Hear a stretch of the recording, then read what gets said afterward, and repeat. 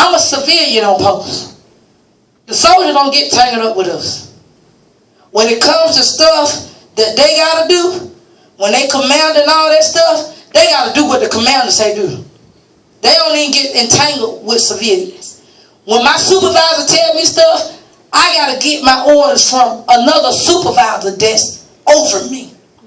So he's saying, as a soldier, why you get moved off your situation by what the devil told you?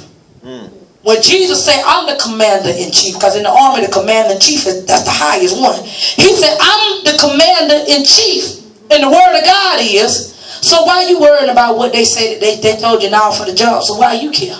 But the commander-in-chief told you, it's yours. But you saying, but they said, they ain't got no room for me.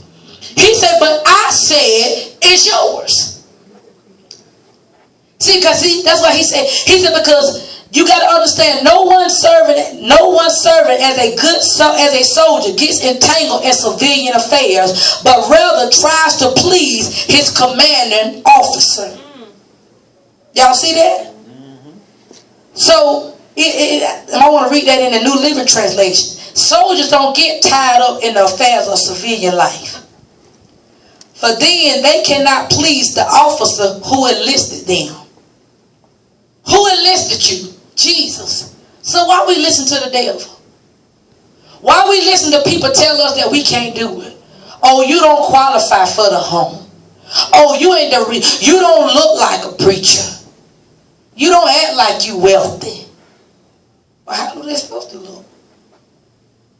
We know millionaires that shop at Kmart. But we'll tell people, oh, you don't look like a millionaire. How do a millionaire look?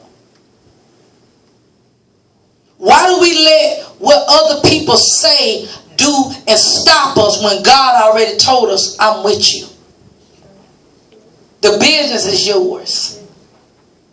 He said, I have called you, I have ordained you, but we'll let people put us in a box and tell us that we can't do it. I'm a woman. I can't preach because I'm a woman. So you mean to tell me God didn't know I was a woman? Wait a minute. He said in Jeremiah, he knew me before I was born. So if he knew me before I was born, why are you going to tell me God didn't call me? A woman can't be no prophet. Well, why did he call me when I came out of a Baptist church? I ain't know nothing about it. When he said, I called you. I knew you when you was in your mother's womb. I called you to be a prophet to the nations. I ain't know nothing about no prophet. People, I could tell one man, he said, oh, God ain't called no woman to preach. I said, excuse me, sir. I said, with your religious self. I said, excuse me.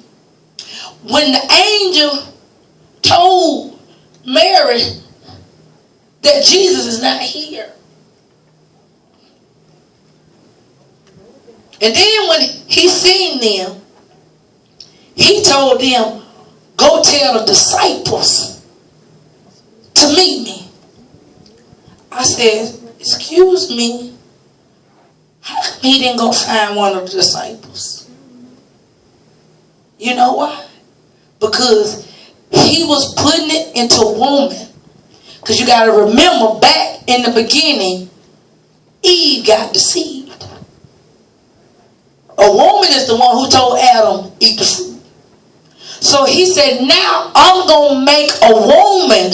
She's now going to get back into right place with me. And now, so I'm going to use her to preach my word for where she messed up at the beginning. She's going to go and set it right.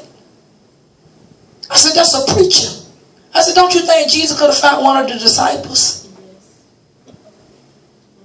I said, so you ain't going to come and tell me a woman can't be no preacher. He said, well, I'm with you there, but a woman can't pastor. I said, okay. I said, well, who is Deborah, the prophetess? She was a judge. Oh, I said, well, did she just judge as women? Oh, no, I believe she judged the whole tribe. Was being over there? Yeah. She was sitting as a pastor. I said, you tried it with somebody who don't know their word. Because I ain't one of them fickle women. I not only look pretty, but I study.